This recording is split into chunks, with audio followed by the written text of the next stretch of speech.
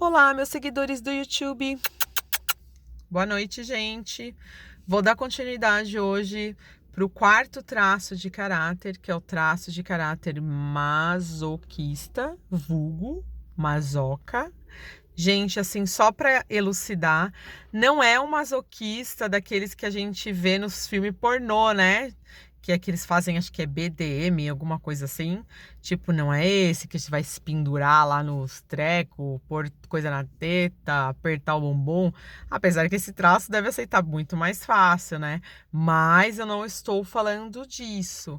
Então, o traço de caráter masoquista é aquele quarto traço que passou pelo processo de milenização do sistema nervoso central, onde a milenização se deu nas regiões ali dos esfíncteres.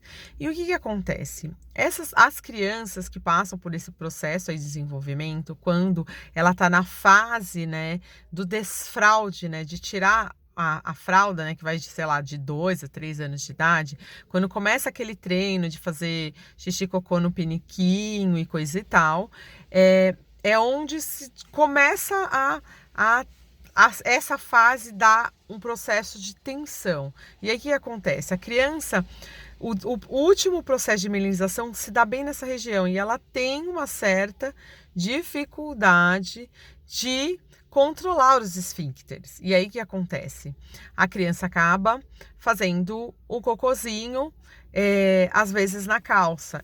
E nós, adultos, como estamos aí no processo de educação de desfraude, às vezes a gente acaba não tendo muita paciência e às vezes acaba brigando com a criança porque ela fez cocô na calça. E aí o que acontece? A criança acaba criando ali uma negatividade, né, nessa fase. Por quê? Às vezes está coincidindo, né, com 3 anos, ainda está na fase oral, mas pode estar coincidindo ainda com o amadurecimento dessa fase oral e indo para a fase que o Freud chamou de fase anal. E aí o que acontece? A falta desse amadurecimento e dessa coisa de ter um processo mais libidinal no sentido de prazer mesmo, porque a criança, quando ela está em cada fase, ela sentiu muito prazeres. A fase anal, a fase oral, a fase fálica, todas as fases que as crianças passam, o ser humano, né, passa, causa muito prazer. Na fase oral do bebezinho que ele tá mamando, ele sente muito prazer. Na fase anal, ele sente muito prazer em fazer cocô, em dar o cocô de presente para a mãe. Na psicanálise a gente chama disso que é prêmio, né? O dinheiro, né? Cocô é dinheiro, cocô é tipo presente, é dando troféu para a mãe. E dependendo de como a pessoa lida com essas fases, vai fazer com que o psicológico dessa criança, nesse caso aí a formação do traço de caráter, se fixe ou exija dele uma certa atenção. E quando esse traço de caráter está sendo composto aí dentro da fase embrionária, ele já tem todo um jeitão, né? Já tem toda uma característica que vai fazer com que aquele traço ele depois se confirme. E dependendo de como foi esse manejo aí no desfraude, como foi esse manejo da criança, né, de ir lá controlar o esfíncter, fazer cocô, e como esses pais receberam esse manejo, né, como os pais, não é receber esse manejo, como os pais executaram esse manejo, a criança, ela pode desenvolver uma tensão, que é muito característico do traço de caráter masoquista.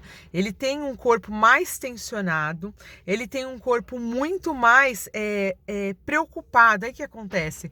A criança, ela começa a desenvolver quase que uma fobia, né? Mas não tô falando que é uma fobia, tá? Porque é o traço de caráter masoquista. Ela desenvolve quase que uma fobia e que muitas vezes, né? Se lembrando assim do caso Hus, né? Do Freud, ele desenvolveu uma fobia de transferência aí das questões sexuais. Aí nesse caso, não é de questões sexuais, mas de questões aí do controle esfincteriano, né? Que acabei de lembrar disso, do controle esfincteriano. E aí o que acontece? Nessa fase é a fase que os pais, a escola, a professorinha, os amiguinhos, mas principalmente as pessoas que estão educando no processo mesmo de desfraude, o que acontece? A maioria das pessoas não estão preparadas para fazer essa escuta. Muita gente tá, né, gente? Hoje em dia, com as escolas estão muito mais modernas. Mas os pais, às vezes, não. Principalmente aqueles pais de primeira viagem. Aí o que acontece? Acaba exacerbando muito a atenção no fato da criança acabar fazendo cocôzinho na calça. E aí, essa pessoa que já tem uma estrutura que foi milenizada para ser um corpo mais voltado para aguentar a força do mundo, que é uma das características mais importantes do masoquista, é que eles aguentam muito o peso do mundo. Mas o que acontece? Como a criança ali em desenvolvimento, ainda no desfraude, aprendendo a controlar os esfíncteres, a criança começa a desenvolver uma neuroassociação com o fato de segurar os esfíncteres e causar ali uma tensão. Você vê assim, a pessoa tem uma trava, ela para segurar o cocô, trava aqui, ó. Aí fica os dentes tudo torto. Começa a ter uma trava anatômico-corporal tão grande que esse corpo acaba tomando um formato aí de uma pele mais dura, de uma tensão, que na verdade é uma tensão muscular muito grande, que acaba desenvolvendo, por exemplo, uma pele até muito mais dura do que, por exemplo, uma pessoa que tem um traço de caráter mais oral. E aí o que acontece? Esse desenvolvimento que vem desde lá da fase embrionária, que depois se sucede ali na continuação aí do desenvolvimento da criança, a criança, dependendo de como ela foi manejada nessa fase, ela vai desenvolvendo, sim, uma certa timidez até, porque os dejetos, eles têm cheirinho, né? E aí o que acontece? A criança começa a desenvolver uma vergonha, começa a desenvolver timidez. Perceba, as pessoas mais tímidas têm um traço aí que você acaba percebendo, que acaba indo para o lado mais do traço de caráter masoquista. Perceba um pouquinho, elas se travam. Aí o que acontece? Essa trava, essa coisa, essa tensão no maxilar, tensão lá no fiofó para segurar o cocôzinho, o que acontece? Acaba travando o corpo inteiro. E essa trava acaba desenvolvendo na criança, como ela às vezes escuta do irmãozinho, da mãe, da tia, da escola, de quem ficar com ela, tipo, pô, você fez cocô na calça de novo? A criança começa a desenvolver uma negatividade, que é uma outra característica do traço de caráter masoquista. Ele acaba desenvolvendo, assim, ele acaba segurando as pessoas de tanto brigar, de tanto falar mal, de tanto, tipo, pressionar para que ele pare de fazer cocô na calça, acaba desenvolvendo nesse traço, né, e nessa personalidade, toda uma, eu colocaria assim, toda uma retração psicológica para dentro de si. E eles acabam ficando aquelas pessoas assim que aguentam muito o peso do mundo e acabam tendo muito medo de mudar para não fazer cocô na calça, para não acabar desagradando tanto a ele mesmo, que vê que tipo não conseguir segurar, quanto principalmente as pessoas do lado de fora. E aí o que acontece? Esse traço, ele tem toda uma característica, como eu falei, né? Eles acabam ficando muito mais quadrados, acabam ficando muito mais na caixinha. E isso se reflete no corpo. Você vê assim, um maxilar mais quadrado, você vê um tórax mais quadrado, umas pernas que parecem umas toras de umas árvores. Você já sabe que aquele corpinho, né? Aquele semblante anatômico tem toda uma manifestação de um traço de caráter masoquista. Olha só como realmente a questão anatômico-corporal, ela mostra pra gente como a mente daquela pessoa funciona.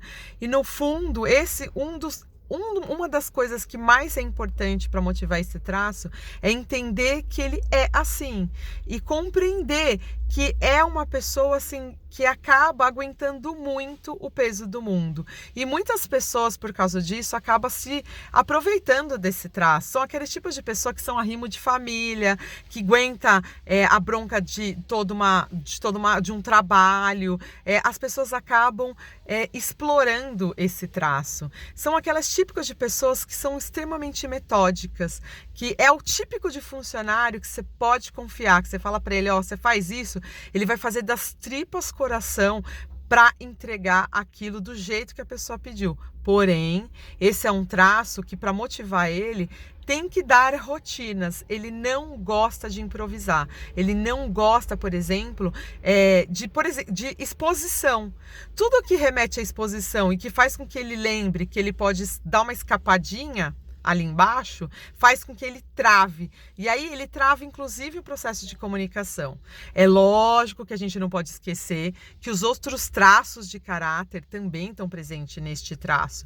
E aí vale a questão do olhar analítico, do olhar ali do coach, do olhar do psicólogo, do psiquiatra, do profissional de saúde mental, que está preparado para fazer essa escuta, que está preparado para fazer essa anamnese e saber quantificar, para inclusive ajudar esse traço a usar os melhores recursos positivos que ele tem dentro de si. Mas que eu posso adiantar aqui para vocês, uma das coisas mais importantes para estimular um traço de caráter masoquista é dar para ele um alívio.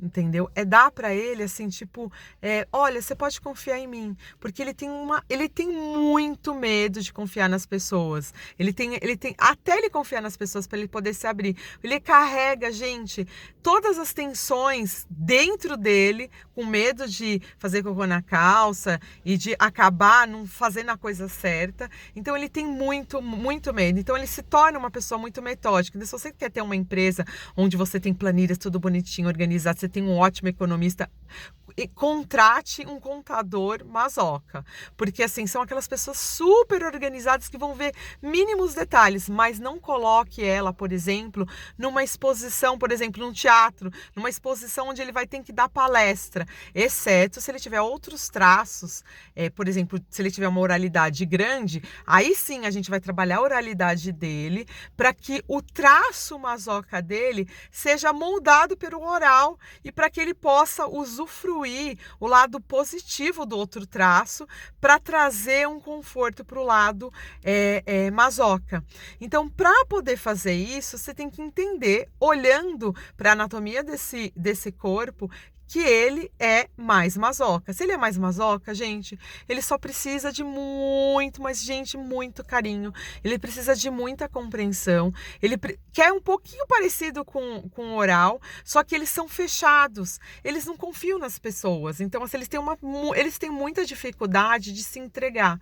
Eles têm muita dificuldade de confiar nas pessoas, que isso é uma das dores dele. E no momento que você mostra que você é um ombro amigo, que você é realmente uma pessoa confiável e que você não vai se aproveitar como a maioria das pessoas se aproveita de pôr tudo no colo dele para resolver, que é o grande erro da maioria dos lugares, é quando percebe que aquela pessoa resolve tudo, as outras pessoas acabam se aproveitando dele, jogando tudo na mão dele, porque sabe que ele vai aguentar o peso e vai fazer. O problema é que ele aguenta por um bom tempo e quando ele explode vai sair coisas do arco da véia. Então não é legal.